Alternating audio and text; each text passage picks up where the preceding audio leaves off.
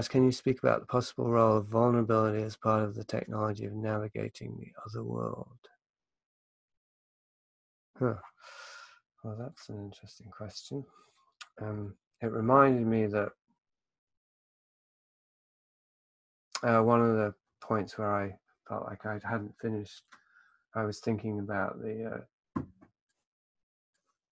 because I was asking you, do I want to be a wolf or a sheep? Do I want to be a wolf among sheep or a sheep among wolves? Or neither? And I was going to quote the gospel line, be wise as serpents and harmless as doves. And how profound that is, and how relevant it is to the presentation I did last week when I forgot to cite that. Like when I was walking in the forest the other day after I'd heard these accounts of Alex and his friend in the bush, and I was thinking about how many eyes must be on me in the forest, and weevils and crows and deer and mice, but how that also would include the eyes of the other world, whether it's ancestors or jinn, and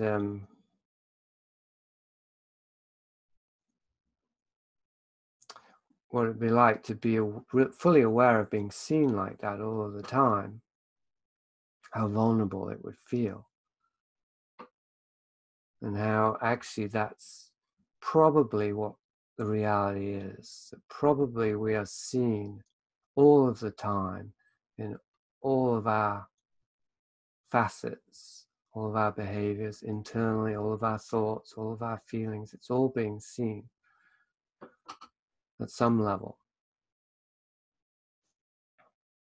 And I suppose to some degree we open up to that when we dream very deeply at night. It's like we shed layers of defense, and that death may well be the shedding of all of those layers and just being completely and utterly exposed to reality, seen in all of our, every the deepest aspects of our being, and hence the desire to be like that as much as possible in the world. And yet, of course, the world is configured in such a way that everything in us resists that. Like it seems like it's suicide to be that exposed, to be that open, to be that transparent, to be that vulnerable. Would seem like suicide, just as I've been talking about as far as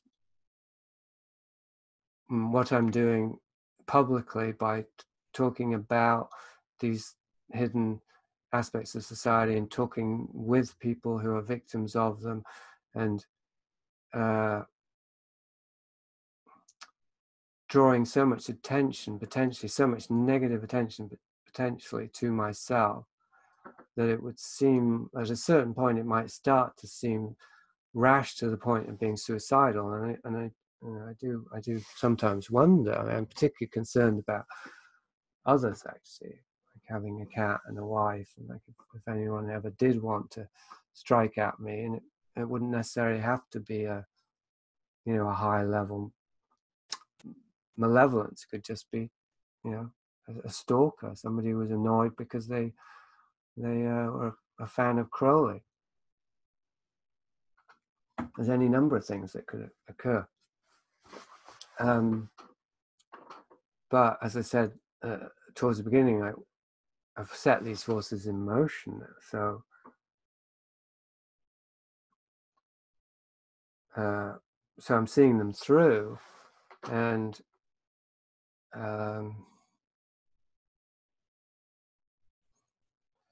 well, don't want to fall back on a cliche, in for a penny, in for a pound, and it's obviously a lot deeper than that. It's that this is the only trajectory I know to go, is towards full disclosure and risking everything for the truth, not as some activist who's carrying a banner, but because I don't know how else to live. I mean, there is no other way to live except living with truth. And that does seem to mean living for truth. Like the more aligned we get with truth, the more we become agents of truth, and not as a heroic pursuit. It's really not heroic. I mean, others might see it as heroic, but I don't think that's an accurate description of it. It might require courage. So I suppose that's a close synonym for heroism, but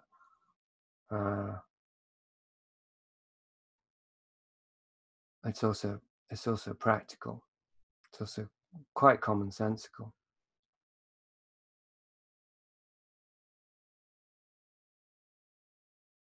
So people are prematurely floating from their partial sense of context to an explanation of the world and sticking to it. And I see the same thing really in people's psychic experiences or paranormal. And this is the beauty of the scientific method. The beauty of rational measurement and observation is that it done properly, it alleviates that burden, those mistakes that we make as people of thinking something is happening when really it's not.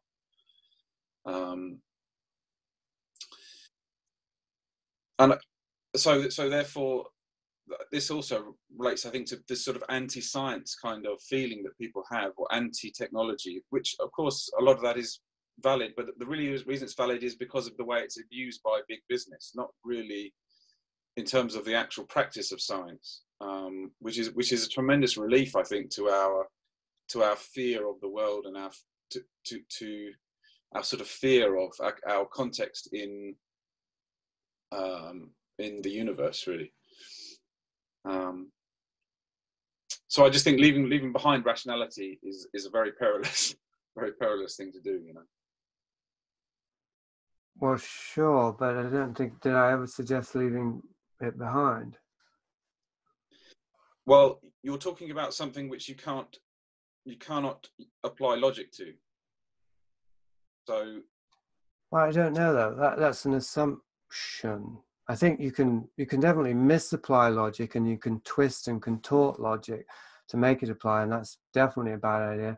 And then there's the supposed, the New Age thing where you just have to leave logic behind at a certain point, which I think you might agree with when it comes to someone like Dave O'Shana. So there are areas that we go into where logic doesn't seem to work, maybe, but I don't think I'm getting to that.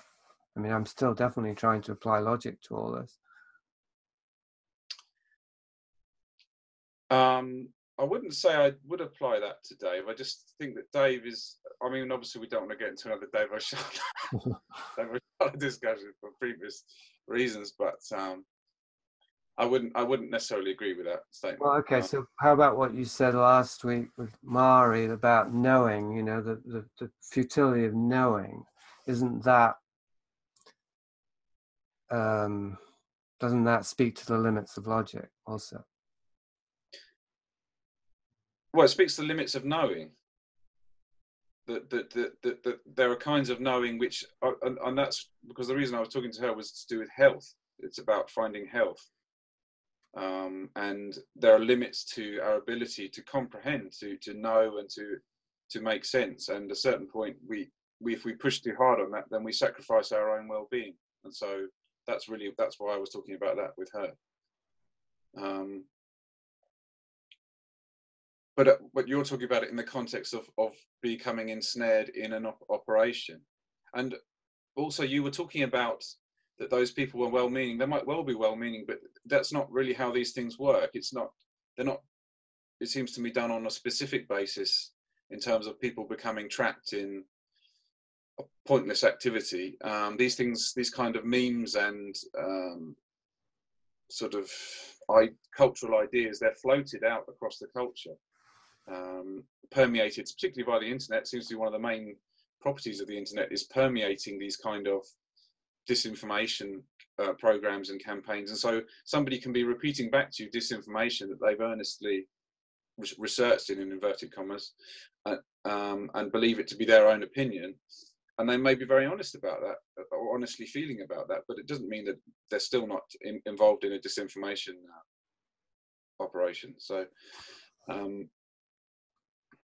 well, I think that's an unlikely explanation for this one, unless we're talking about high-level jinn disinformation, that, you know, yeah, that kind of disinfo campaign. yeah, well, I'm not somebody who believes in that. I don't know. I mean, that's something that either is or isn't, I suppose. There either are such things or there aren't, and it doesn't matter, I think, if I believe in them or not. So I don't believe in it because I've no experience of it. Right. Well, it's interesting, that juxtaposition, because recently I was thinking how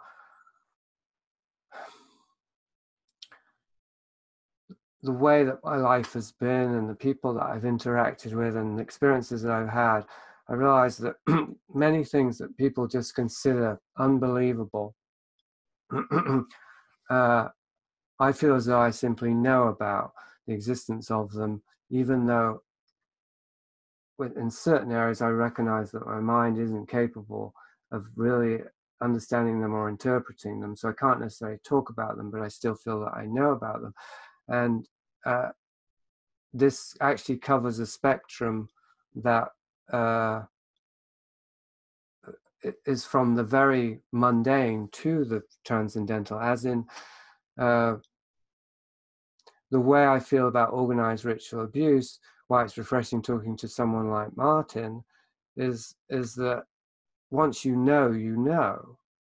And as you proceed with the knowledge that you have, to build more knowledge around it and speak to more people and listen to more testimonials and just, you know, try and map it as much as one can, the more it just becomes like other things in one's life, like where the grocery store is, or, you know, how your computer works, whatever. It just becomes part of one's knowledge base, and yet one is still aware that there's large numbers of people that consider it rumor or hysteria or purely speculative, and so on and so forth. So there's that, but also that's how I feel about jinn and psychic phenomena. I just feel as though, despite, or even partly because of all the research I've done into the manufacture of it and the manipulation of it, I essentially know that stuff is real. Anyway, it just occurred to me, I mean, it's kind of interesting, because you're describing, like, for you, there's a certain line there that you don't cross because you haven't had experience of it, which I presume would include not experiencing, knowing people who've had experience of it as well. Whereas for me, I just feel like I know you. You know me, yeah, but I do tend to stay quite liminal about it. Whereas, you know, I know people who've had so many experiences. Well, Whitley Strieber is a good example, except we never know with Whitley when he's lying. I think he's lying a lot too, so maybe he isn't a good example. But I mean, people who've had so many experiences that they're just soaked in that stuff, and they've been distorted by it. And part of the distortion is that they can't think about it critically. But they still testify to something real. Right. But isn't this partly the problem with so much of the research that's been done on mind control being classified or destroyed? Isn't that really the problem, is that there has been a lot of research into this about how these things are induced in people, but it's not public, and so there's not an honest debate about what can be sort of an honest, open debate in the public domain about what can be attributed to what. And so, much as with ritual abuse, there's so much speculation about what was, and I saw that in your questioning in the podcast, where there's this speculation about what's the real purpose of this. Is it to do something supernatural, or is it just to alter somebody's mind? And it depends on your perspective, depends on, again, your sense of context. Right, and the I mean, well, what is that context? I suppose that context is that we are consciousness, as well as being conscious. We are somehow nested in consciousness, like, and or at least, let's say that the extent to which we consider something real or unreal is very much determined by our consciousness. It's not only determined by whether we can get others to acknowledge it, because if it were, I mean, this is partly how organized ritual abuse is able to conceal itself, because people who have an experience that no one else will acknowledge begin to doubt it themselves and possibly even forget it. But certainly they can't talk about it. Yeah. But then, so this also extends to experiences of,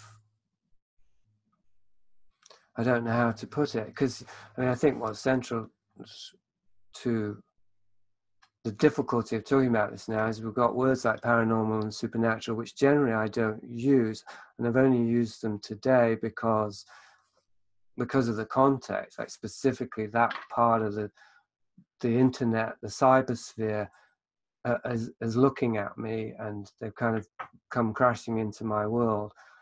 Maybe not crashing, but wandering, looking for a place to camp into my world. And so, yes, I'm going to refer to it because that's the terms they use for it. And that in itself is interesting. There's a whole bunch of people who are all into the paranormal who, if they were ready, would be interested in what I'm doing because I'm going deeper with it, right?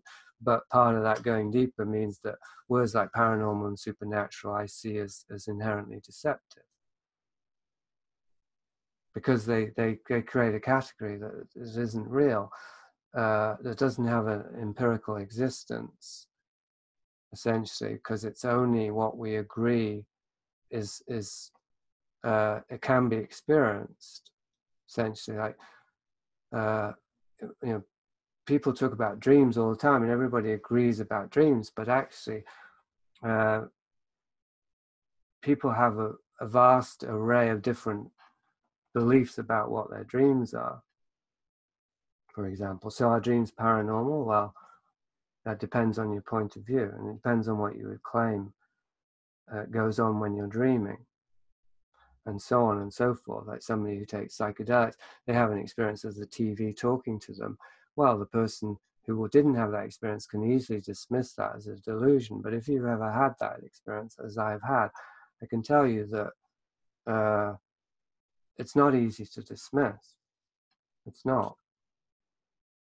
Something I've observed is that supposing you're in government and you have a very large cover-up that you need to carry out, that a very large crime has been committed in a public space with your consent, and there are things about it that seem obviously suspect. What is the best way to cover that up? It's to promote irrationality among the general population, such that they will be incapable of reasoning properly about what they're seeing, because they will be stuck within, as you say, a kind of second matrix, where they don't trust their own observations and they're not thinking logically about what's in front of them. So that relates to the New Age movement, I think, and it also relates to demonology as a kind of vacuum of unreason that then makes the things happening in the material world easier to conceal. And that also relates to what you were talking about in terms of ritualized aspects of abuse, the paraphernalia of it, to make it disbelievable, to make it in the reason of unreality, in the area of unreality rather, so that the experiences seem unreal. They can be categorized as unreal. when something very real has happened to the body.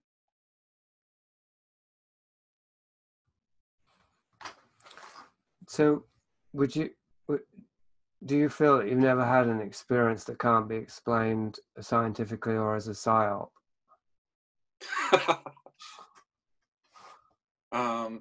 I don't think of it in that way. I don't think of it. I mean, science doesn't work in that way anyway, where you say science has an explanation for everything, because it doesn't. That's not how it works.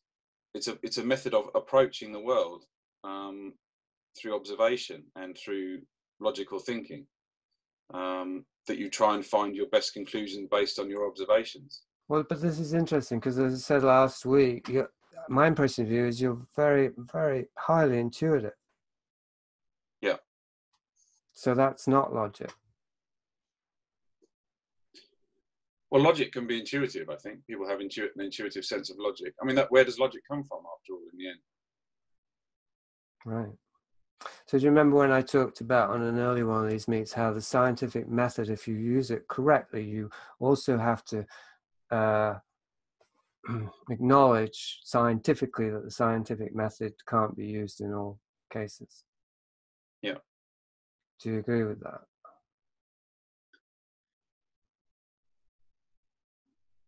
When you have to define what you mean by all cases. So you have to define a case, what you mean by cases and all cases.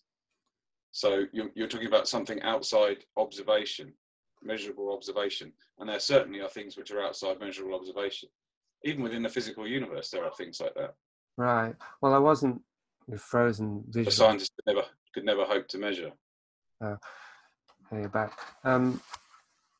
I wasn't even going into specific cases because, of course, that becomes very tricky at that point. But merely, and there's a sort of danger of creating a paradox, but I do think paradoxes are often necessary to get to the truth or verbalize the truth, that just that the scientific method itself seems to dictate that it must recognize its own limitations. Logic does that. I mean, science is a domain of is in the empirical domain, so it's not a pure sort of abstract theory, if you like, or concept. It's not a philosophy. I suppose it is a kind of philosophy, actually. Yeah. Well, I mean, maybe that back to the ritual abuse again. Maybe this really is the best example, because what was I going to say about that? The scientific method. You're saying what can't be observed can't be measured scientifically. And okay, no, what I was going to say is, a big part of how we know about the main reason we know about organized ritual abuse is because there are victims of it. Correct? Partly, yeah. I would say it's the main reason. That's the most credible thing about it, particularly if we can meet them and talk to them ourselves. I think it's also that there are some very inconsistent things in the conventional narrative of the world, and so that there has to be some other mechanism by which those things are coming about. That really was the thing that put me on to thinking, well, there must be something else in operation here that I'm not aware of. That's interesting. So that was like anomalies that needed Correct. an explanation. Yeah.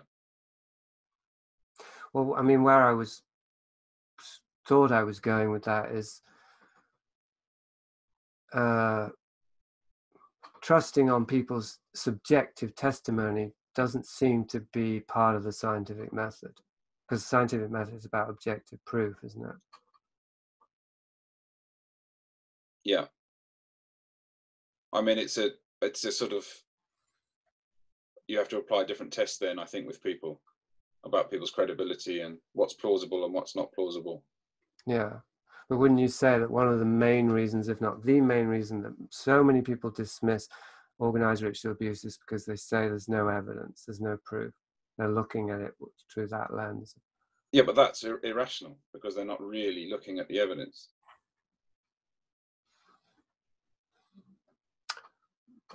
Yeah, I would agree, but so then that suggests the limits of human beings more than the limits of the method itself, but it's pretty hard to separate out the two because there is no scientific method without human beings applying it. Mm.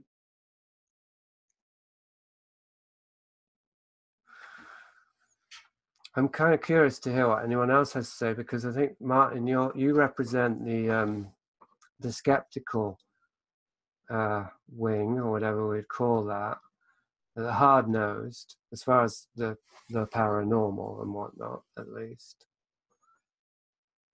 And so I'm curious if somebody wants to speak for the other side, like somebody who, I don't know, would like me to look more into these things, perhaps, or just has a counterpoint.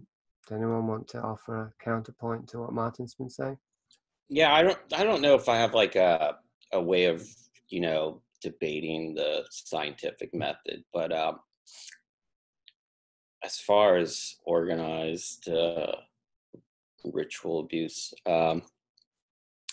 you know, a lot of it is that, you know, that I've heard research.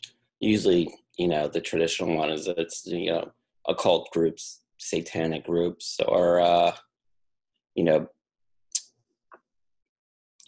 that level. And you know, the flip side is I guess religion, specifically Catholics. But about a year ago, a friend of mine told me an account of what I would consider organized ritual abuse. And of course, it was secondhand, but I do. I found it to be very trustworthy, and the source of it. Well, I found that there was no reason to fabricate. There was no there wasn't anything to be you know, there was nothing to be achieved by telling me about it. In fact, the person that that told the account seemed to be almost sickened by it and almost afraid to even relate it. But it was basically from a group that, because of his family that he grew up within, and this is, no, I don't want to say offhand the what religion or what cultural group this is at this moment, because it freaks me out. But this group of people are known known within the world. They have they're a small religious group, but they do wield a lot of power, I guess financially and in certain sectors. There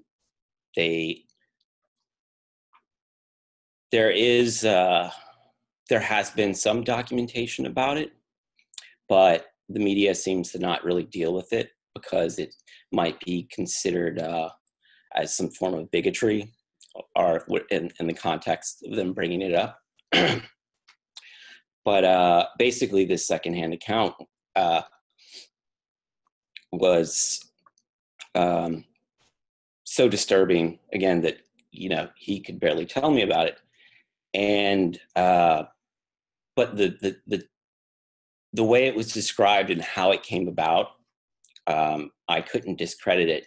And that was the first time I had to have an account like this. I needed to have an actual person, you know, that I knew tell me about it in order to, you know, confirm and to accept it, and for it to become tangible and real to me. So I don't know. I don't know if there's a way of for people who are skeptics of bridging that. But for me, it was one of those real moments when, you know, someone encounters a UFO or a ghost or some kind of quote unquote paranormal thing, although it's not paranormal, but it's in that realm of hearsay and sort of sensational, accounts.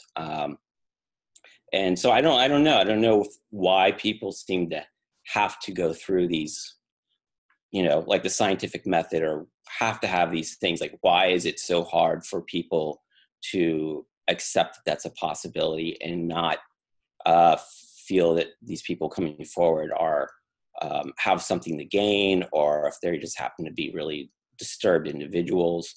Like, what's the root of us not being able to believe these accounts? And I never looked at it for myself why I didn't believe it, but after this account, and this was widespread. This is not like one or two instances. The way that it was described to me, it was on I guess a private network server that had video documentation, a generous amount. And so basically it was among a number of people in this community that were perpetrating this. So in that mind, I put it into that organized group.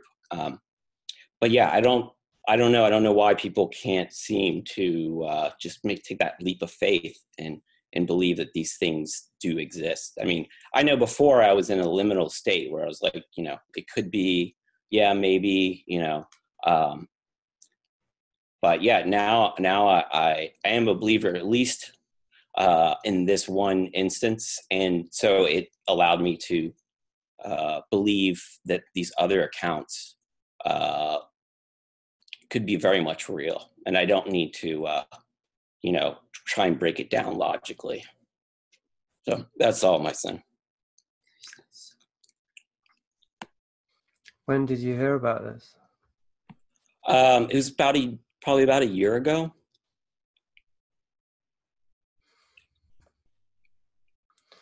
And when you say you don't need to break it down logically, is there something about it that's illogical? Well, I'm just saying, like, with other accounts of things of this nature, I would normally question, like, why the perpetrators would do it, or I would try and come up with a worldview of why that is happening. And I mean, this organization that did it is a very old organization, or group of a very old religious group.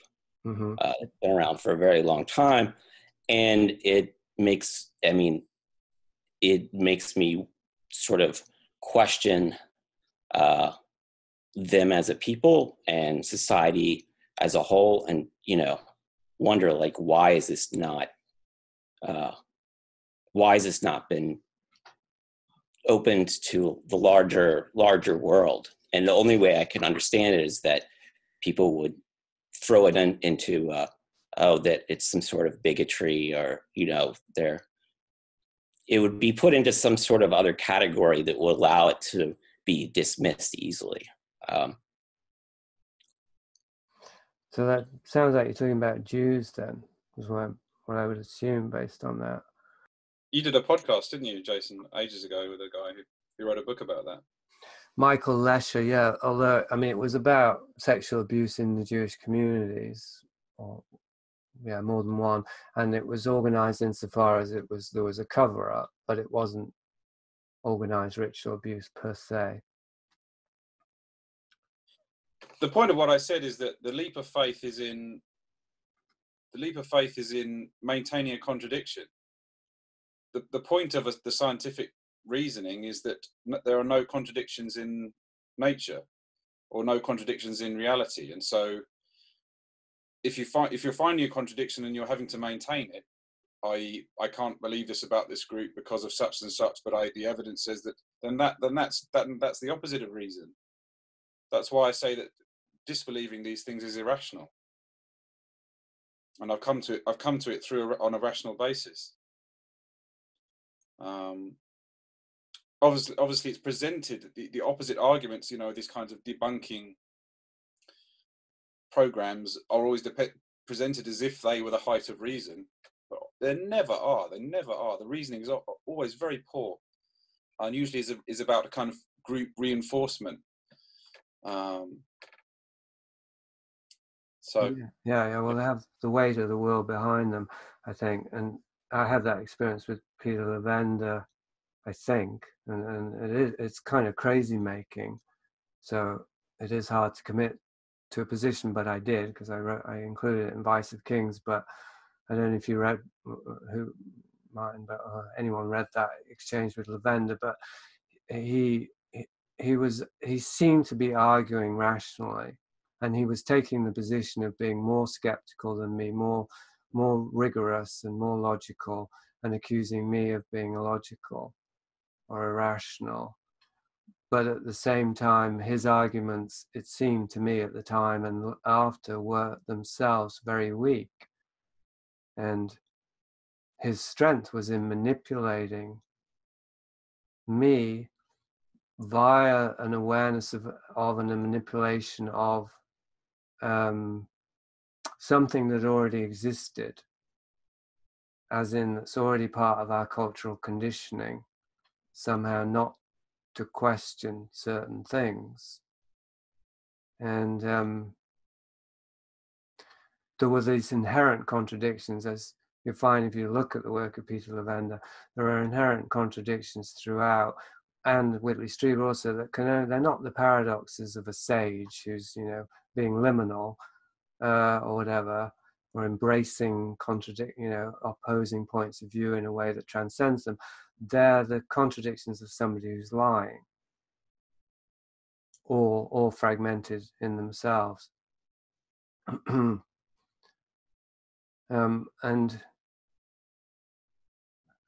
But that, then there is conscious lies, and then the lies of being complicit with a collective lie. And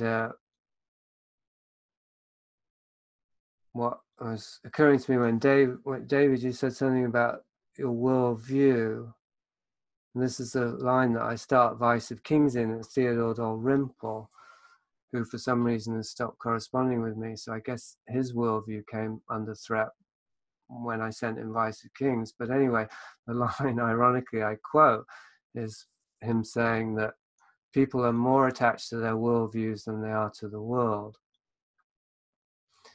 And what you were talking about, David, I think, was when we start to see that the world is not the way we think it is, clearly that's a threat to our worldview. And if somehow that's more threatening to us than even, than anything, really. I mean, it's a little bit confusing, but there's the world and then there's a worldview. And if we have a worldview that's created for us and we're inducted into it, that is and configured with these contradictions and all the rest of it, but that is the matrix out of which our sense of who we are grows and develops, then when we start to see things about the world that are indisputably real, as you experienced with this friend, then our worldview starts to come apart, and then our sense of who we are starts to come apart. So then the instinctive the instinctive reaction is to discount whatever it is about the world that is causing our worldview to come unraveled, so that we can maintain the worldview. And I think that's central to what you were talking about, Martin, in terms of how people can make these irrational arguments that take the guise of being rational and logical, because they're saying, well, this couldn't happen, this is ridiculous, this is absurd, this is crazy, which is appealing at an emotional level because that's what we want to believe. But at the same time, it's also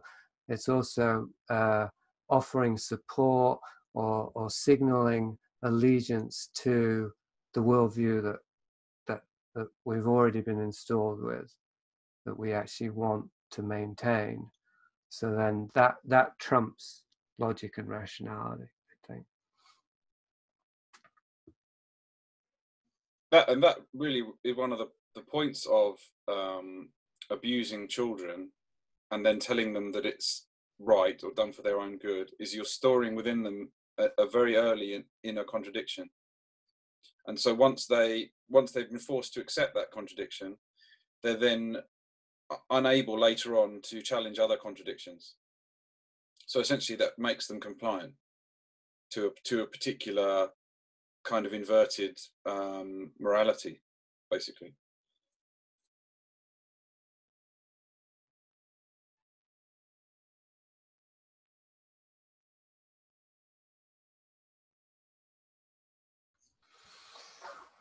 Right. So when it seems we're talking about something that is big picture and about going on in the world, but isn't really about us and our own lives and our psyches, we're not. It is a global conspiracy in that regard, and I mean that wryly, because the global conspiracy meme is somehow inherently contradictory, because and it being part of the second matrix worldview for those who feel their first worldview coming apart. They desperately seek refuge in a new worldview. If they can't hold it together, they'll go into the global conspiracy one. And yet somehow they'll still keep their idea of who they are intact and not realize that what they're looking at is what was done to them. And that's what somebody was saying in the meet, that whatever I do probably will never become popular, really, because I'll always be bringing it back to that. I mean, I don't think I can not bring it back to that. I mean, I suppose if it got really heady and I had 1 million followers in 2 weeks, I might lose my way. But Jason. Yes. Yeah, and that what we're talking about a while back, I was thinking about that as an adult. Over the years, the amount of people I've encountered who've experienced abuse as children, and this is not just women, but men as well. That I kind of just got to this point where I feel like I would walk around and sort of talk to people and try and figure out if this person had been just people I was friends with or other people, see if I could detect if they had been abused. Because at a certain point, I started to realize how widespread, sexual abuse against children is. And I'm not even talking about on like a group, satanic group or anything like that. I'm talking about people's family members, aunts and uncles, caretakers, any number of people who do this to children. And it also brought me to the question is that it seems so widespread that I would have assumed that as we get into this sort of culture of psychotherapy that seems to be the last 15 years or so, seems to be so pervasive, self-help, Dr. Phil, kind of all this kind of this culture that's come about of wanting to quote unquote heal. It's one of the things that I don't think is addressed at all. And so that makes me question what it is about it in society, what role it plays, that's keeping it from actually getting to the surface, getting to people, because, with drug abuse and addictions, people seem, completely okay with saying, oh yeah, I go to AA, or I used to be an addict, or, I'm struggling with it. It seems to be really pretty open these days about it. But sexual abuse is one of the ones that is still seems very taboo and people are not talking about. And I think that there's some underlying reason that as a society, we're still not addressing it. Well, I mean, there's two obvious reasons that come to me, and there's probably more, but one is the amount of shame around it. And it's particularly intense for men, I know that, to talk about it. But even for women, I think there's something about the nature of the experience, because it's so traumatic, that to talk about it means potentially to some degree to relive it. I mean, it can be cathartic, and that's a positive thing, but it can also be overwhelming. And the shame that is embedded in the experience itself, never mind in just the shame of actually having other people know about it, but for a child to be sexually abused, there's an inherent shame, usually, I think, because the child doesn't understand what's happening and will blame him or herself, which doesn't necessarily extend to an adult. So, yeah, there's that. And the other obvious reason is that if you're going to talk about being sexually abused, then generally that will involve identifying the abuser, and that tears families apart one way or another. I mean, I would have thought in many cases those families have already fractured and splintered, so that may not always be an issue, but they're probably not completely destroyed. There's probably still some loyalty there, and it might not be even safe there. Like, one might lose whatever support one still does have in the family if one starts to speak about those things. Never mind if it's, as with your friend, I don't know, you didn't give the specifics, but if it's part of a community.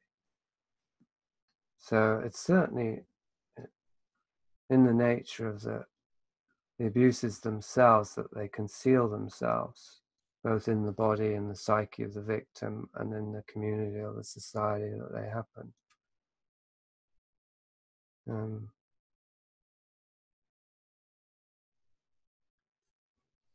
Are there also some basic lies that we tell ourselves about our communities as well, that in terms of pretending that the kind of violence that existed in their formation didn't really happen, or that we're not connected to it, that violence is abstracted away? I mean, most countries, probably all countries, have a history of deep violence, and the people who live there now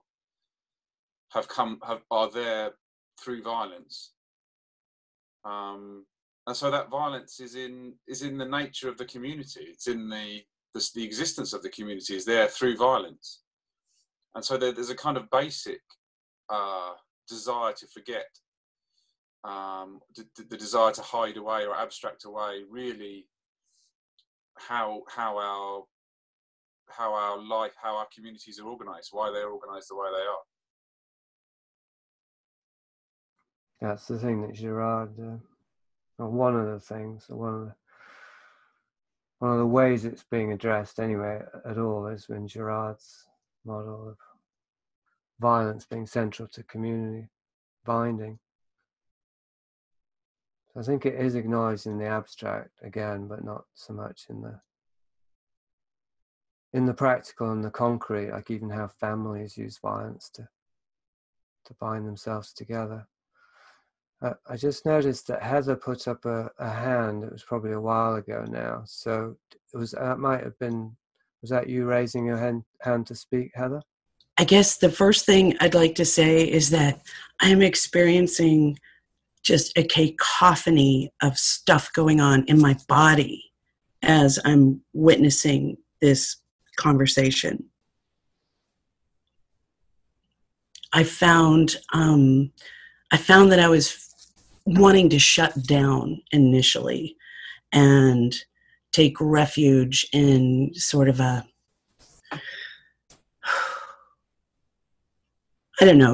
persona that I've often taken refuge behind, which is one of toughness and cynicism. And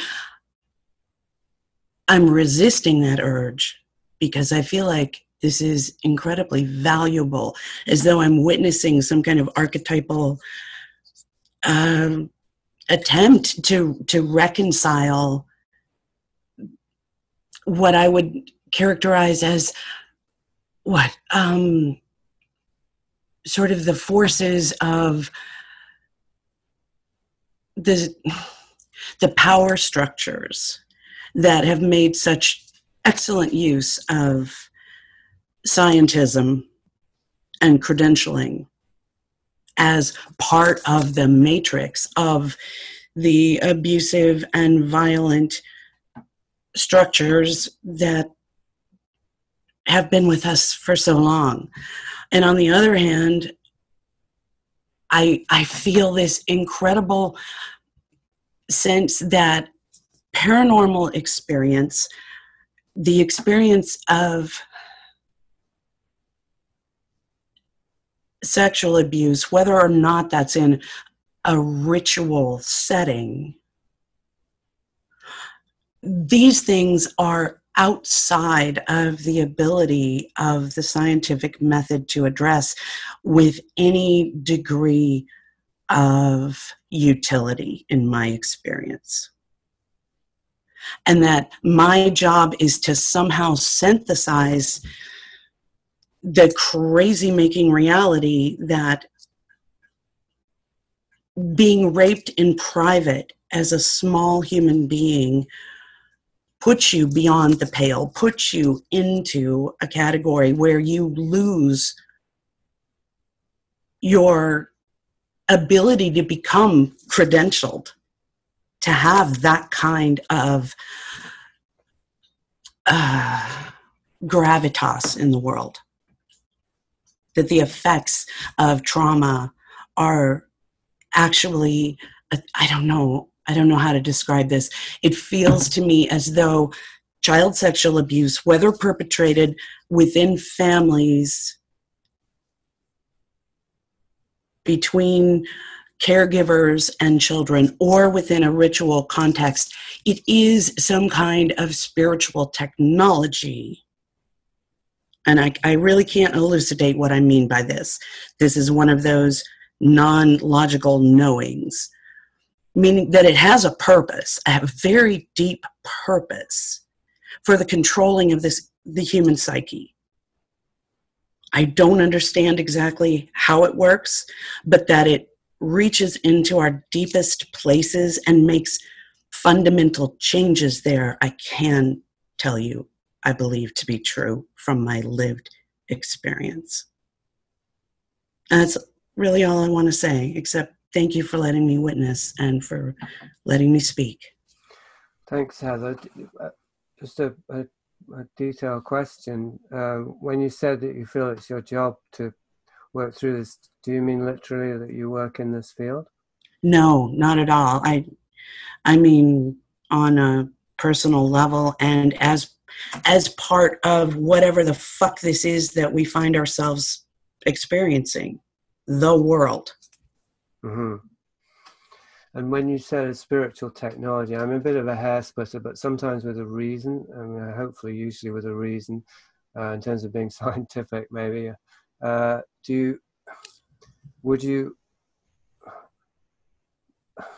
do you mean by spiritual?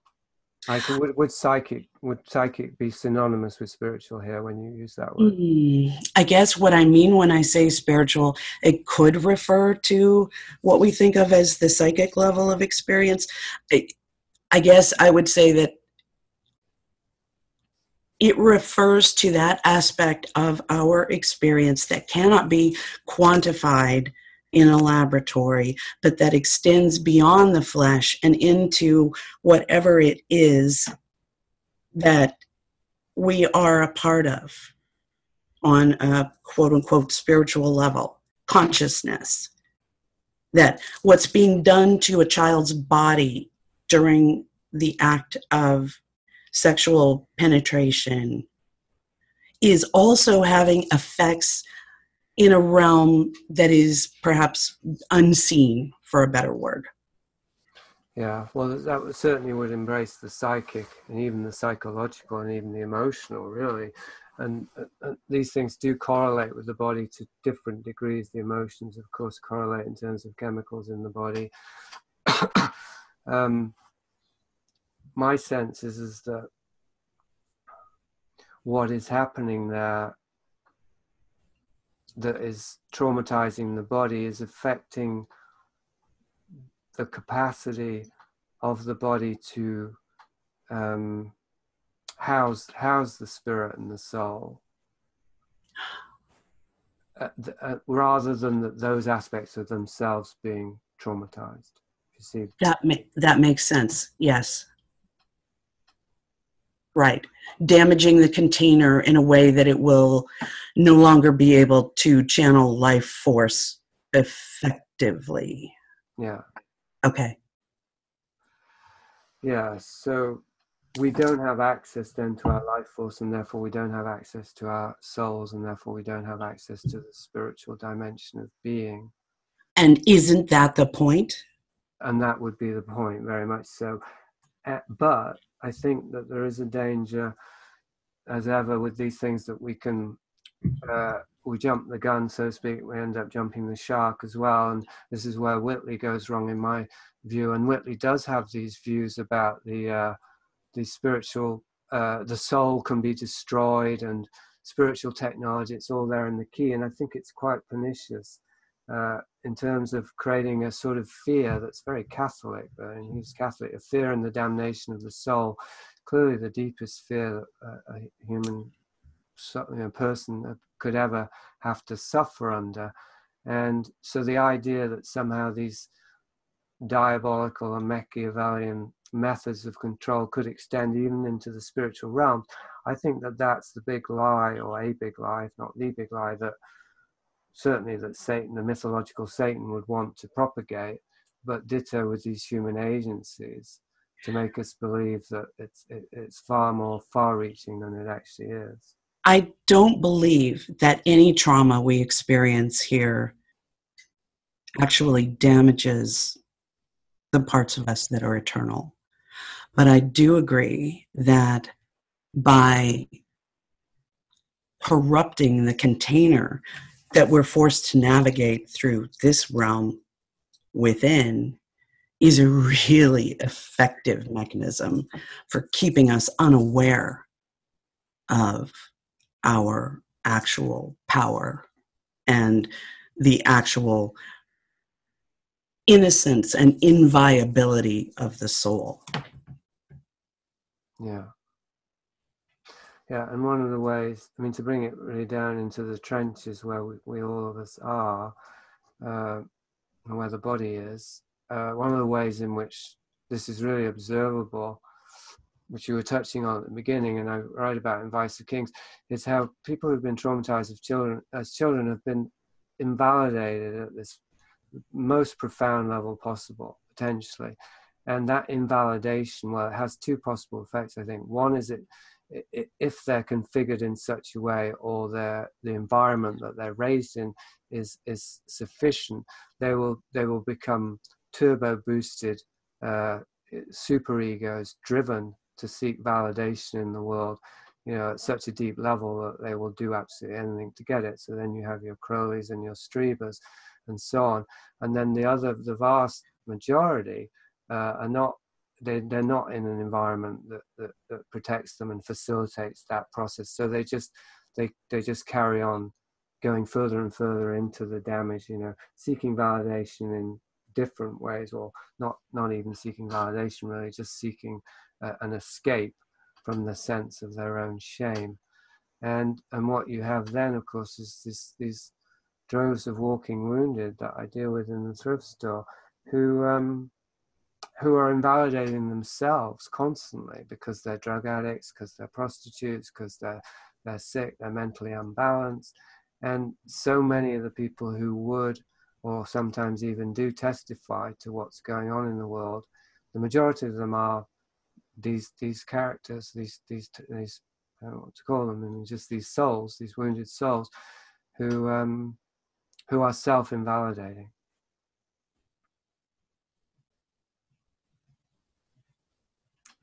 And that, I mean, that's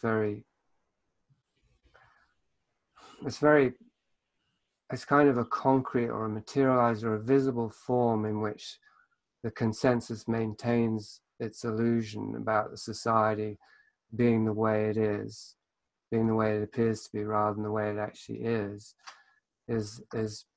that those who most fully embody the truth of this society are the least embodied because they're the most damaged, so they can't articulate it. Oh, that resonates. Mm-hmm. Yeah. And well, it's very tragic, isn't it? But it's also potentially quite inspiring in that I don't know, I mean, that there are so many souls who have so much to testify of meaning. It's like the souls on the planet who have received the least validation, or worse, have received this, a primary imprint of invalidation, are actually the souls who have the most to testify to, those of most value in a certain sense. So this is where I get confused, Jason, about the concept of, and forgive me if I say it wrong, trauma, oh crap, I don't know, where... Traumagenesis? Thank you, yes, that. I find myself constantly confused by this concept. On the one hand, I absolutely look at my own experience and go, you know what? Those of us who've been through this absolutely have an opportunity to see things differently and perhaps from a wider perspective. Is that a gift? Well, some days I think it is. I wrestle with this. Where are you with it these days? Well, I mean, I'm not sure if this is why you wrestle with it, but I certainly don't want to contextualize trauma as a good thing in any way, shape, or form. Right, but can't we make of it something that where we actually wrest some utility from it instead of just being wounded? Of course. I mean, there wouldn't be any other hope, would there? I mean, that's the only hope there is, essentially, is that because we don't just want to avoid the trauma or pretend it didn't happen. So of course we want to heal it, but then that would include in the potential there is if we're traumatized and we heal it, then we've discovered a resource that very few people ever discover. And it follows that would be a resource that we could then share with others to help them to heal. So of course it doesn't answer the fact, it doesn't say, well, good thing trauma happened, otherwise we wouldn't have been able to heal trauma, because of course if it never happened, there'd be no need to heal it. But it did happen, and it happened for deeper reasons than mere human malevolence. I'm convinced of that. So there certainly is something there that goes deeper than, for me, than my own personal regret that I was traumatized, and my own personal feeling of triumph or success insofar as I can turn that into a superpower. I'm saying that ironically because that's the Jeffrey Kripal thing that I'm so against, but Chiron the Wounded Healer is kind of that, and that is the shamanic tradition, that shamans' particular gift for healing, they discover it or they develop it via a sickness. That is part of the shamanic tradition that I don't think is entirely manufactured as a sociocultural engineering hoodwink. I think there's a basic truth in that. The necessity for dismemberment, for being somehow splintered and then bound back together in a new. Well, that you're going fully into the archetypal narrative there. So I pull back at that point because I haven't had a dismemberment experience, and I haven't, nor have I become fully whole. So I suppose, I mean, if we're going to go there, how I would interpret that would be a kind of reenactment, because we're dismembered as children, if we're sexually interfered with and traumatized severely enough, then the psyche, it's like it shatters some way, or at least it is compartmentalized because it can't access all the parts of the body. So only some parts can access and become fully self-aware. So it's as if it's fragmented, even if it's whole at a different dimension. But anyway, if that happens, then the shamanic dismemberment could be a way to reenact that and therefore heal it, perhaps. But I feel as though that's been so thoroughly co-opted that it's probably a bad route to go. But for me, it's been, how willing am I to enter into relationships and experiences in which I will fully experience my fragmentation and my traumatizes? That's all. It's not about trying to reenact it. It's not even about trying to heal it. It's about, am I willing to let myself experience it? Right.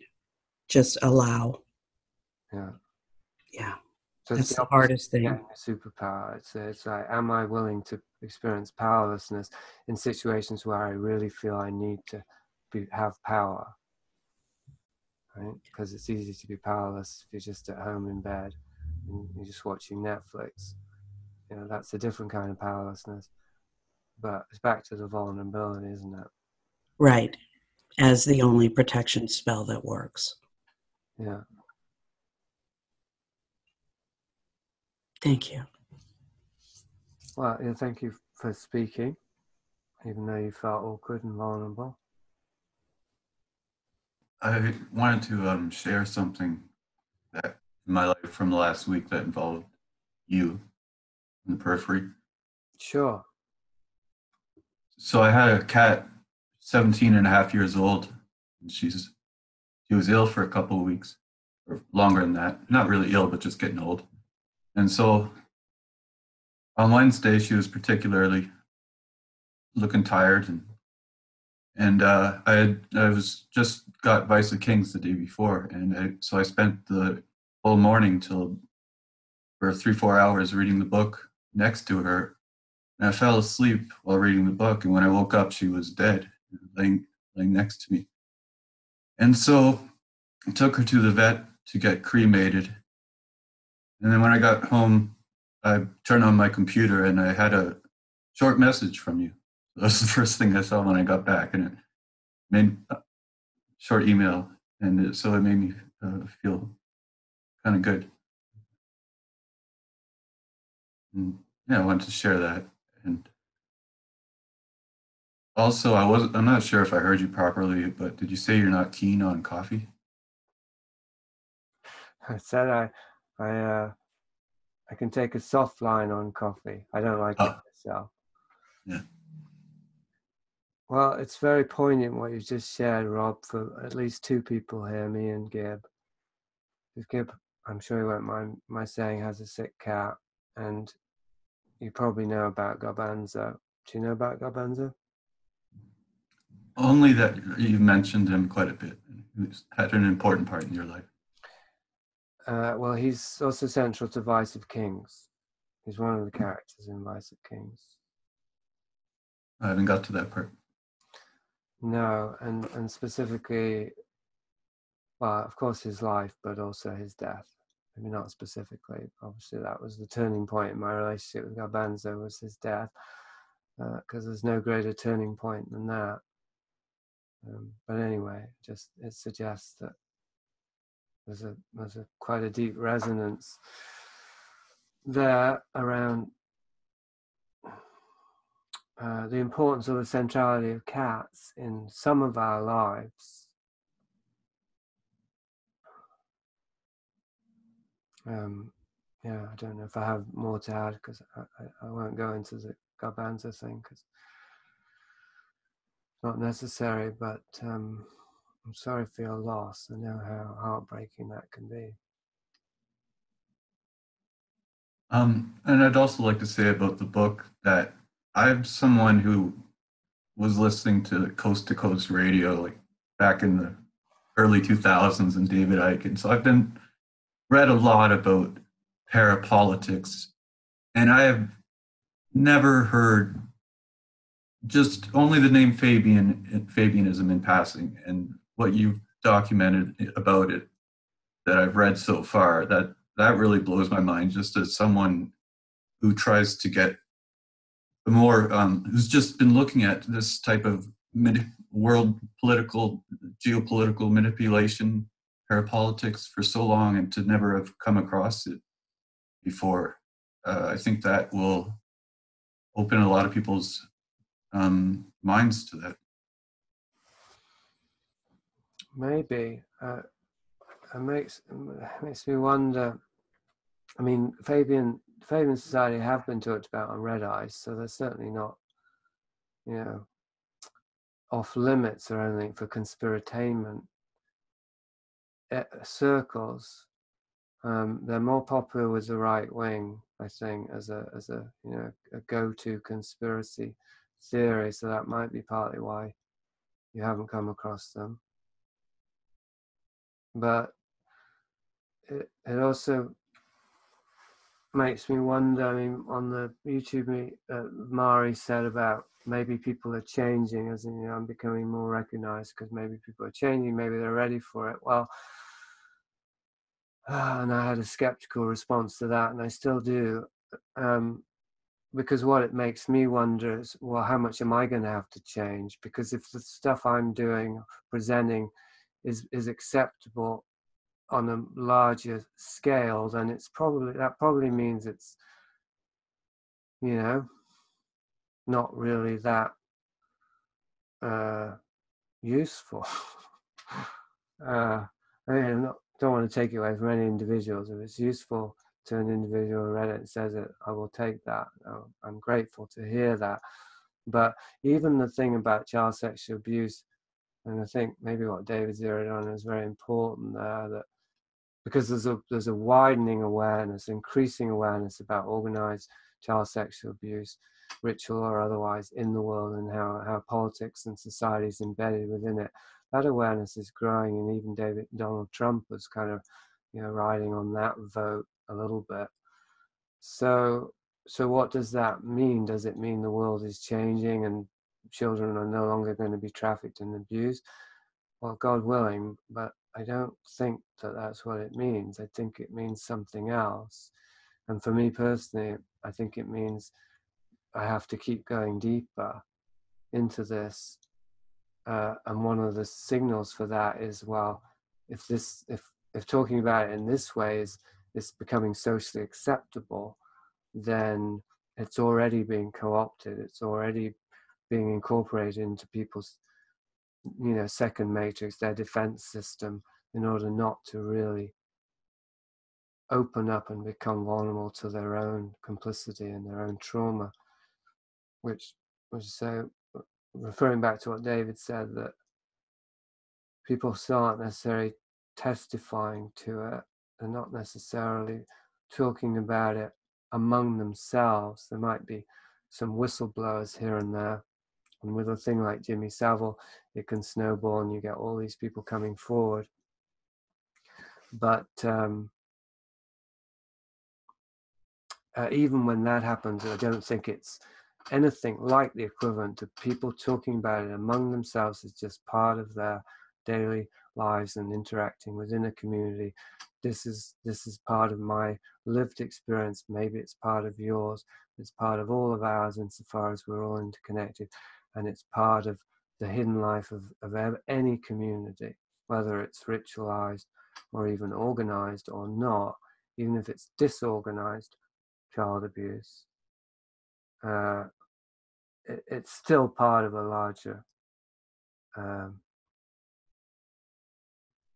matrix of trauma that we're all embedded in. And I think the only thing that's going to change anything in a meaningful way is when individuals are sharing it in such a way that they're becoming more in touch with their own, whatever it is. I mean, it won't necessarily be their experience of it, although I imagine probably that would be the case with many of us. But if not that, it's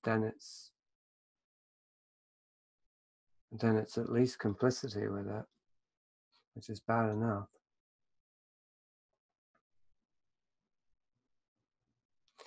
And I think they go hand in hand. I mean, if anyone hasn't read Seen and Not Seen, and this isn't meant to be a plug, I suggest you read it, because more than the other two books, it really, it's a confession. And what I'm discovering, well, maybe discovering is put it too strongly, but the sense I'm getting recently via my dream life is that the more I fully own and embody my woundedness, the more I'm going to have to face up to my complicity. Because my dreams are pretty dark, and they've always been dark, but in some ways they seem to be getting darker lately, and I can only hope that that's because I'm allowing myself to become more conscious of my complicity with these kinds of things. And complicity has many levels, but the deepest level, besides actually having committed these acts, which I hope and pray I haven't, and then forgotten it, the deepest level beside that is the part of us that actually is excited by these things, that is stimulated by them. And those of us who've suffered abuse do carry a charge that is drawn to that, and certainly that's played on in subtler ways in terms of the entertainment, for sure, the media that we, but also conspiratainment, the sort of visceral thrill of, you know, following narratives about organized malevolence and so on and so forth. So these are the many layers of the second matrix that we can all get tricked into, you know, getting lost in or investing in, and so I feel I have to be particularly conscious as somebody who's disseminating, you know, and even modeling a kind of approach to these matters, that I'm not that I am identifying the subtler forms of complicity in my own psyche as I proceed.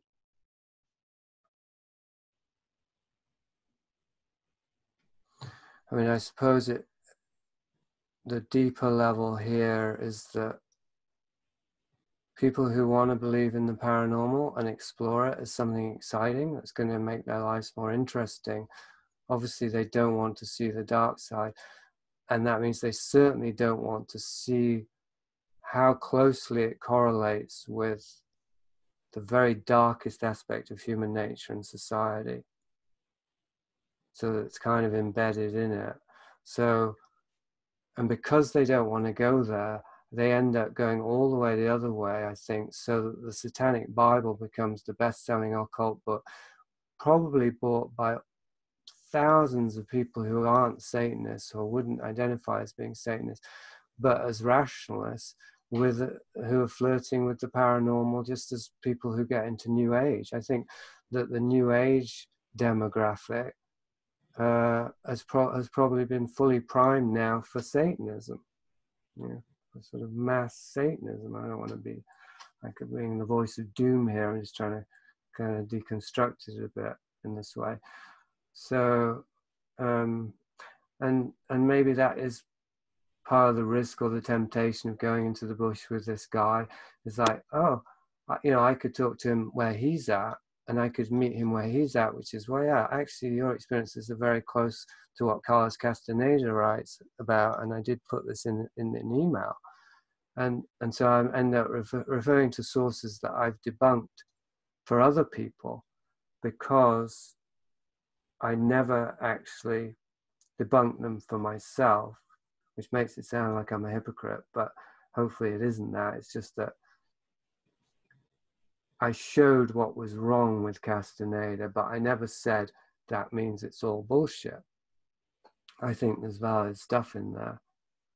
And I think if we're going to understand the level that society is being manipulated at, we probably do need to understand occult principles and inorganic beings and stuff. Yeah. Well, isn't that what's really scary about it? Because if there's something there, if there's a reality there, then it's not just this psyop misdirection about, you know, then there's something there, you know. Yeah. Well, also, if Satanists in black robes are torturing, murdering children as part of organized crime, snuff movies, the most mundane and sordid aspect of reality overlaps with occult rituals, and there's a reality to occult rituals, then maybe they really are working for Satan. I mean, yeah, you end up in not just the scariest place, but also the most potentially deranged place where the scientific method is, where it just feels punily insignificant. Well, you end up with the Jesus prayer, don't you? Which isn't necessarily a bad thing, as we've testified that Jesus prayer does seem to work. But, well, I don't know if it's going to work for all of us. I'm not sure if it'll work for me, because as I've said, I'm too rational. Yeah. And and we talked about this in Anonymous Italian. There are traps built into information. There are traps built into obviously mythology, but even well, it's like human beings. No, human beings who are very cunning and manipulative. They know how to interact with us. Like this guy Raymond. Like, he's not called Raymond, but I called him that at the blog. Passive aggressive. He knows how to. No, he is called Raymond. I called him Stanley at the blog. Okay, that guy. People who know how to approach other people in such a way that they will ensnare them into patterns of behavior, and that will be advantageous to the manipulator, and will undermine their target's sense of reality and sobriety, and so on and so forth.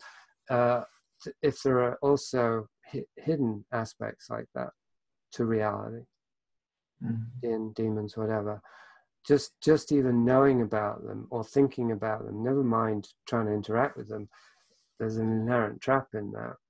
Yeah, right. This is back to my main point at the meet, is why I feel, or what I feel is the context that Martin was asking about for a new look, a review of the paranormal, is because I think I should say, have to go through it. Just as if I'm going to go into the bush with this guy to do a podcast, which I'd want to do, like that's kind of a practical thing. This happened, it's interesting, I'd do a podcast with it, go into the bush to do it. There's nothing woo-woo or occulty or will to powery about that. Or maybe I'm trying to get famous, but beside that, just it all seems quite logical, sensible. But it does mean I'd make myself accessible to these forces if his story's true, and of course that would make a great podcast, and so on and so forth. So, but it's also going into the wilderness, where I live. So I don't want to be afraid of doing that any more than I want to go seeking weird entities, which I do think is a fool's game. I was I saying to you that these guys are kind of like mooks, proactive mooks. They don't want to just play video games or dress up as medieval knights. They want to actually go and find Bigfoot or UFOs, or so it's okay if you're in your 20s or something. But for me, no, it's the real context would be getting to know my natural habitat better, which includes this invisible side, this hidden side, and then even the deeper context that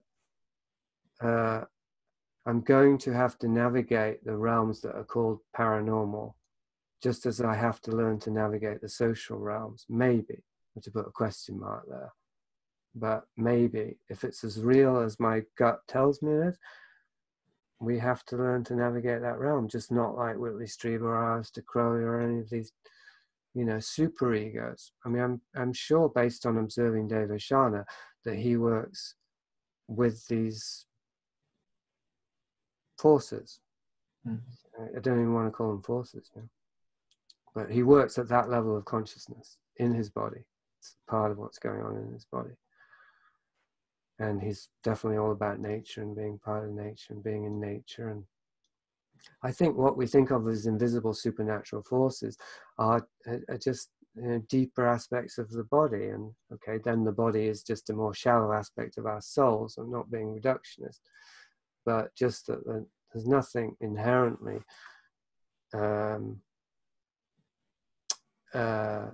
supernatural or malevolent or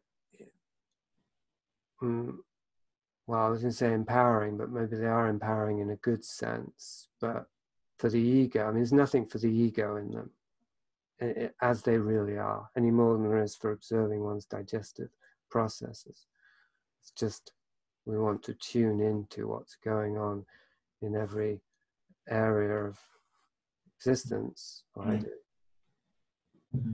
And to do that, we have to navigate, apparently, we have to navigate deeply embedded, occult organizations that seem to also be able to manipulate consciousness in a way that seems supernatural. So, yeah, it is a grand apocalyptic narrative that makes for good TV shows if it's distorted into absurdity.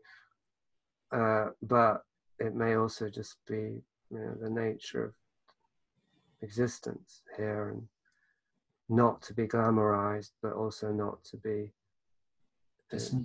dismissed, ignored, or denied. So that's that's the tightrope that I feel like I want to walk, because this thing also came on the heels of this constellation work with Charis, who's also connected to these Native American movement, and they're all about all that stuff, doing rituals, and I mean, not seeking it out is essential, but also not turning away from it if it knocks on my door. Not saying, I'm sorry, there's too many psyops out here, I can't possibly. Which is tempting, actually. I think the point that I was making is summed up really by the phrase you used earlier, which is wanting to see. And what I'm talking about is seeing rather than wanting to see. And that is the essence of observation, just seeing. And so that relates to Dave, Oshana, and living honestly, liminally, if you like, is about seeing. But if you're starting to get into an area of wanting to see, whatever it is, then that to me is a fool's road, really. So I'd be interested to see if you do go out into the woods with this guy, if he is wanting to see or if he's just seeing. Yeah, for sure. As I said, his disclaimer was he didn't go there to see, he just went there to be. But whether it's true or not, I would cut him some slack. As I say, I think he's in his 20s, and I do think it's pretty normal and maybe even healthy to want to see stuff in your 20s, and hopefully you see enough to realize that actually you don't want to see. And then you're just like, okay. But I think that's true of the paranormal generally. Is if you're just seeing something paranormal, then that to me is completely credible. But if you're wanting to see it, if I feel you're wanting that, then that's just not. There's nothing in that. What somebody then is talking about is their own will, their own desire, rather than something that they've experienced. They've experienced themselves, basically, rather than something in the world. I mean, whether or not these things are frightening, either they exist or they don't. I mean, that's something that I just come back to. I mean, either the world is like that or it isn't. So it doesn't really matter. It doesn't matter about being frightened by them or not. It's either there or it isn't.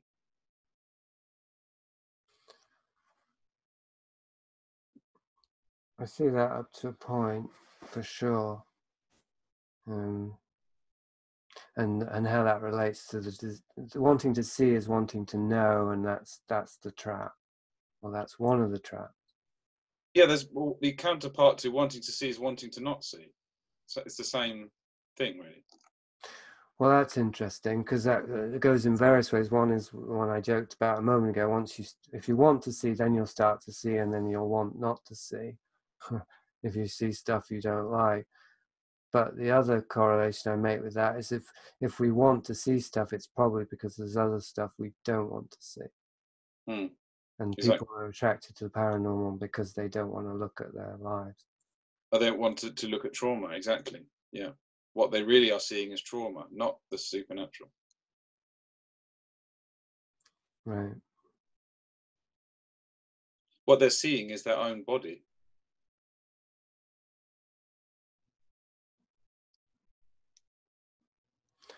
Or their own fragmentation. Yeah. Well, that's the same, in my understanding, that's the same thing. Well, I mean, because that's one of the ways I'm particularly liminal for myself, is yes, there do appear to be sentient entities that aren't physical and that can affect us, act upon us, but what they are, I do not know, and I can't rule out that they're not me. They're not aspects of myself. That's my understanding, is that they are us.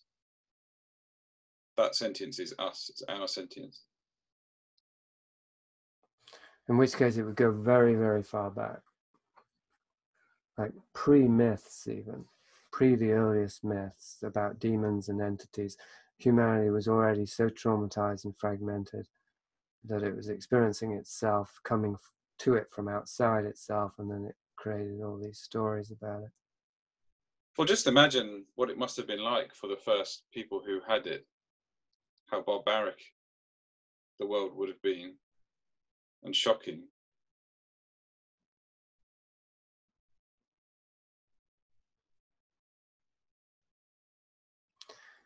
Well, I think we're close to rediscovering fire if we keep going this route.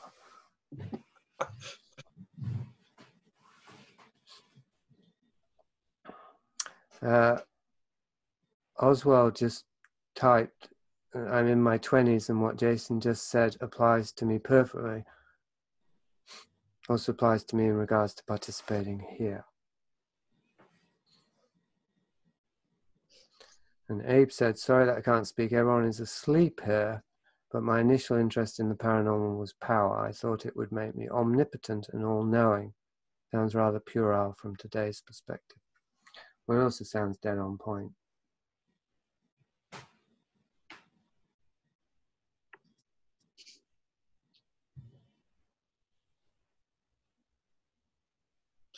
Do you know much about Catherine Austin Fitz, Jason? Have you done some research on her? I just started today. Okay, she's a member of the Reagan administration. That was the point I meant to bring up today, and I forgot. Duh. I mean, it's on Wikipedia. She worked for, who did she work? I thought it was Bush. I thought it was Reagan. Maybe both, I don't know. Right, she was an insider. Yeah, I totally forgot to mention that.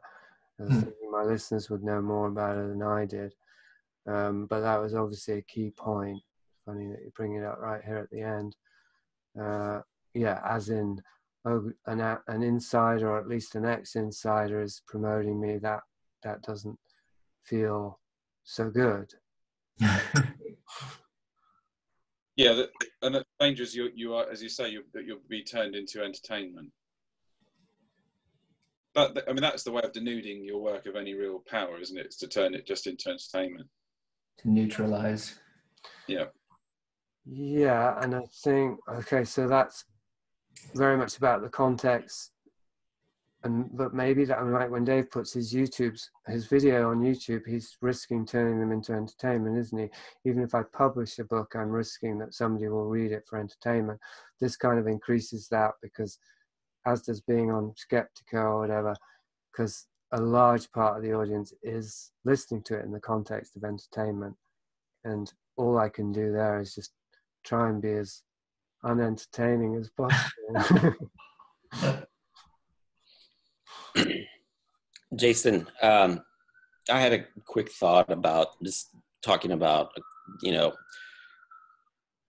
when you were talking about how popular all these occult books are and how many people are, younger people, it appears to me are seem to be this pushed an interest in the occult. It kind of reminds me of something I was thinking a while back about the whole SJW movement and why that had come about. And I felt like it was just a displacement of all these younger people about feeling unempowered, and how because of technology and bureaucracy and the way that the world is working, it seems that people are having less and less power in their lives. And so they're sort of striking back by these like really small, insignificant ways about trying to control things.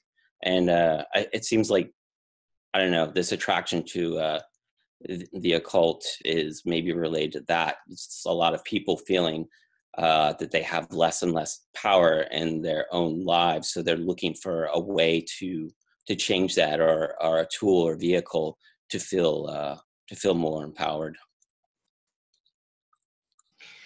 Yeah, I think that power is the key thing here. Like what David just said and what Abe was saying, that's all, like most of the self-help industry and is occultism for capitalists, and Scientology is occultism for capitalists. So it's all about being hungry for power.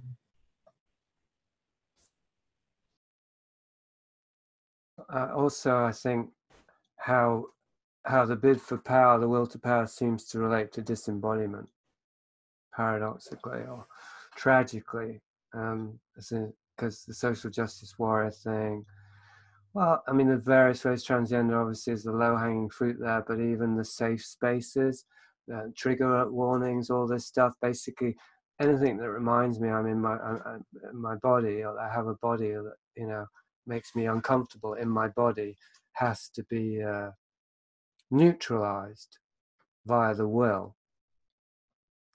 So that does seem to confirm my analysis of occultism as the art of disembodiment, through various different ways. Yeah, really, it's anything that obstructs the will. That's really what is the underlying message of that, is anything that obstructs my will needs to be removed. Including the body? Exactly, yeah. Everything. Right. Yeah, that's the ultimate, is the body, because the body decays and dies, it gets sick, it hurts, it needs to eat. It controls me, man. Yeah, so from a transhumanist point of view, that's bad code. Yeah. Which is why it goes so closely with corporatism and corporate fascism, is because that is essentially about, the triumph of the will, as the movie famously said. So maybe it comes back to the infant experience, which probably no one here remembers, but I certainly don't. But when like I was talking about last week, the mirror stage, or pre the mirror stage, the infant, the child moves its body in front of an adult, and the adult imitates, and so the child feels like it exists, but also the child could feel that it's controlling the adult's movements. It's able to affect its environment. And if you go even prior to that, like the infant that is able to get its mother's love and care as soon as it asks for it, as soon as it requires it, it's only beginning to experience itself as physical in that transitional period in which it's one with the mother's body, and then it becomes separate from it, but then it needs the proximity of the mother's body to survive and to be happy and content. And so it feels like it wouldn't feel like it needed to control its mother's body as long as it was the perfect environment. But seeing as it never is, there's this tension that occurs sooner or later between the need for the mother and the absence of the mother, and the feeling of frustration and powerlessness that's embedded right there. that would, well, maybe that, I'm just wondering if that would relate to the desire for obviously that would relate to the desire to have power and to control everything, but it might also relate to the desire to be disembodied, because when we were disembodied, we were in the mother's womb, we were completely, everything was, we didn't experience ourselves as a separate body, and everything we had, everything we wanted came to us just like that, miraculously. But it's actually the opposite of being in the womb, really. It's the annihilation of the womb, the kind of total expression of the will, because being in the womb is a completely passive experience of absorption and interconnection. It's only after that your mother is then separate from you, and you perceive that she has her own desires and stresses and needs, that you then perceive that there's some kind of separation. Yeah, so it's not really returning to the womb, is it? It's denying that you were ever there. Well, we wouldn't, because it's talking about the period in which the identity forms, quite a long period. Could you even have will without ego? Because this would be pre-ego. So could will even exist? Like when you're in the womb, do you even experience hunger? Because no, you wouldn't. That's optimal, right? You don't have to experience the hunger and then the satisfaction, because it's just constantly coming to you. Right. And as I say, the optimal conditions for growing up as a child, like they do in some undeveloped countries still, the child is right on the mother's breast in one of those hammock things, and the mother knows when the child wants to, shit or piss, and is just responding viscerally to the infant's needs. And so the child doesn't ever have to experience that, the frustration, and develop will out of that. Will that comes out of frustration and denial and so on and so forth. I would have thought that there's the will that there's a kind of will that's just the expression of the libido, because this would be Crowley's true will, ironically. Is that just the expression of the libido? So that wouldn't depend on the ego, but just the body that is moving, in response to its environment, and that's what gets hijacked, I think. And so then, go ahead. I was going to say, you could say that our will is a development in response to our environmental, the cold north, if you like, that we can't be raised by our mothers in that way. We have to be separated and put in clothes, and because living here necessitates that.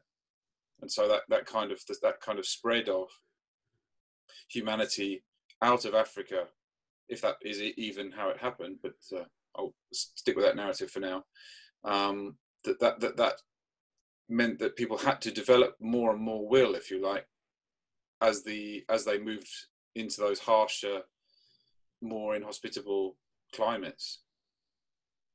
The cold and deserts and so on. And then we experience more intensely their physicality as a negative. Yeah, so there's more immediate suffering, maybe. I mean, it's totally speculative on what I'm saying now, but I don't know if it's really based in fact at all. But back to fire again as well. Well, I mean, bring it back to this womb thing. I mean, transhumanism does seem to be aspiring to a new womb, doesn't it? Because it's about uploading your consciousness into the cloud. So I think that the apparent contradiction or whatever is maybe not a contradiction. Is, I mean, if you're trying to get back to something that you can't even remember, and you're doing it neurotically and compulsively and unconsciously, and you're using the will in all the wrong ways, you end up creating the shadow of that, the very opposite of it. So you're trying to get back to embodiment through from the disembodiment traumas, but you're actually going in the opposite direction, going further and further from it. You're creating a simulation of it outside.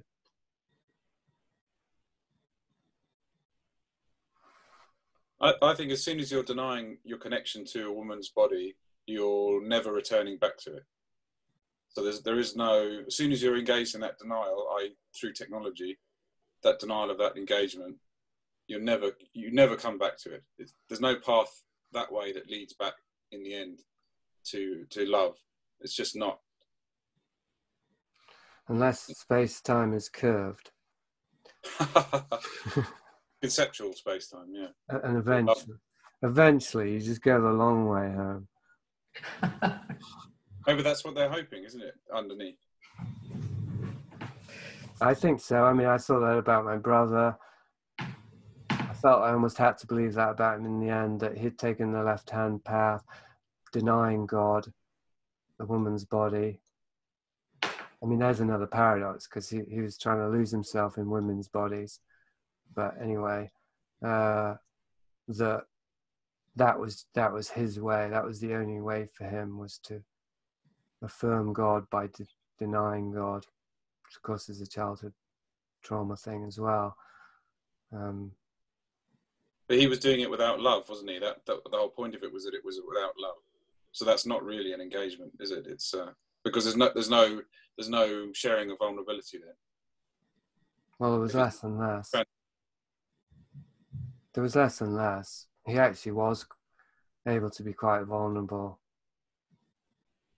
some of the time, and with me, like, he had a side that you would never see by his public stuff, and that his whole get-up was geared towards obscuring. Yeah.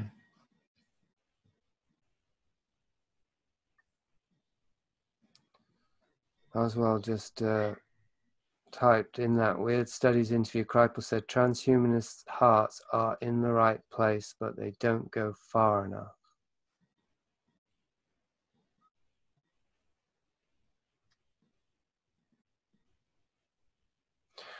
Well, there is the William Blake thing: a fool who persists in his folly will become wise. There may be something built into the nature of the human psyche and the body. Maybe it's I talked about this already, didn't I? Peak oil on a microscopic level or a local level, that we can only persist so long in a delusional activity before, like Icarus, something brings us down to earth. And so if you've already started on that course, and you can't turn back for whatever reason, at least, go as far and as fast as you can. I mean, I'm not recommending it. I mean, I'm a funny case, because I tried to do an about turn halfway through, and I'm still questioning somewhat openly, is that possible? Can I dissolve the pact that I made with the occult forces? In other words, can I reprogram myself?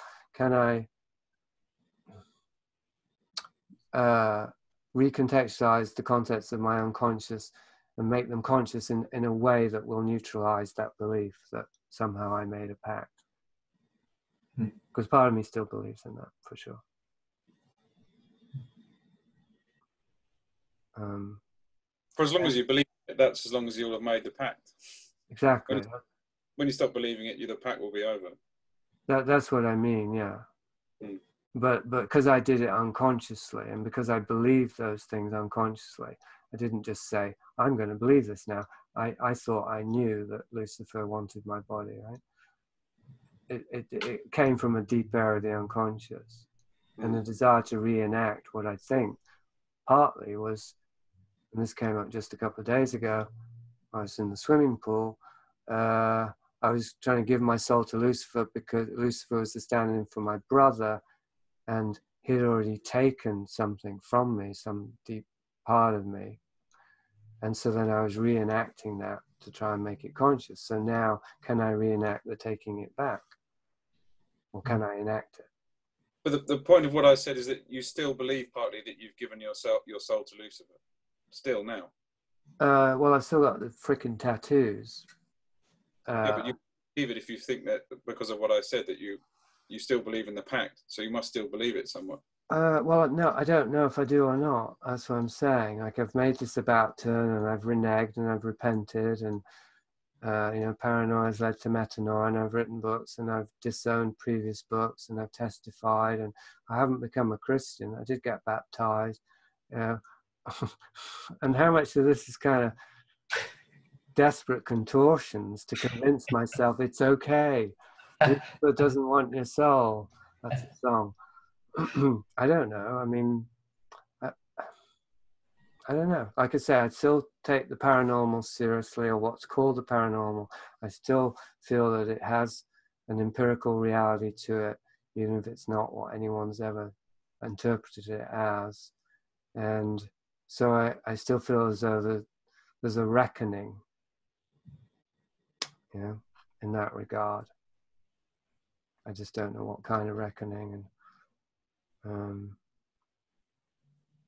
I don't know what it requires to. So I was saying, I was trying to talk about making something, or recontextualizing the contents of my unconscious. It's a different way of saying to what Martin said, how do I undo a belief that I held unconsciously?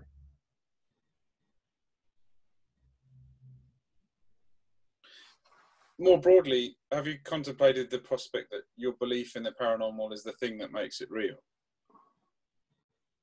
Yes, but I think that what if the belief in the world is what makes it real? Oh, but there's many ways to prove that that's not true.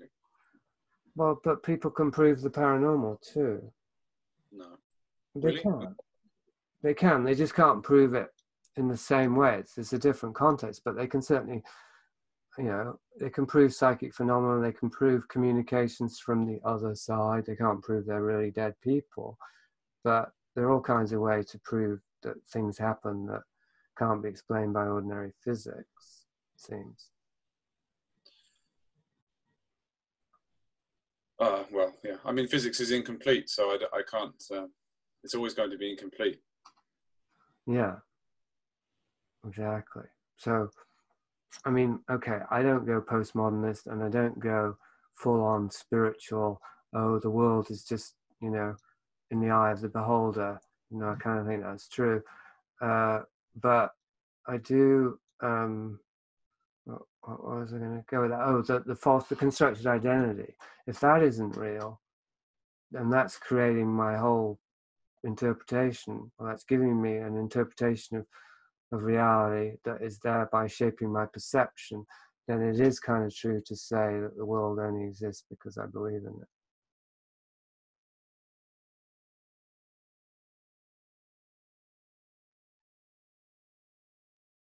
And a conceptual bomb like we don't exist as individuals, we only exist as part of a collective soul. Now that can't be proved, but if it were true, it could be known and experienced. And if it is true, then the world is not what we think it is.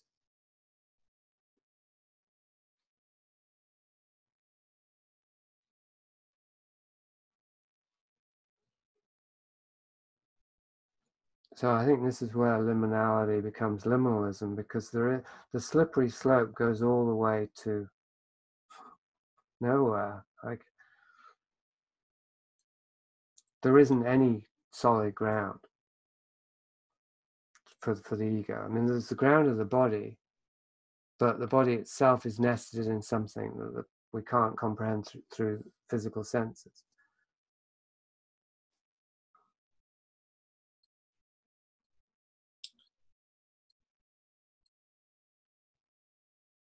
I think that sums it up. There is no solid ground for the ego. And if you're trying to find solid ground through the ego, you'll never find it. The only way you find solid ground is through your body. And that, to the ego, that solid ground seems like infinite space, or a great gaping abyss. Well, the ego can only deal in concepts, so it's frightening. Well, but I mean, even if we start to perceive it, I think it would seem quite abysmal, as in, you know, overwhelming. I think there's a reason why we're not enlightened. Like, we haven't consented to seeing reality.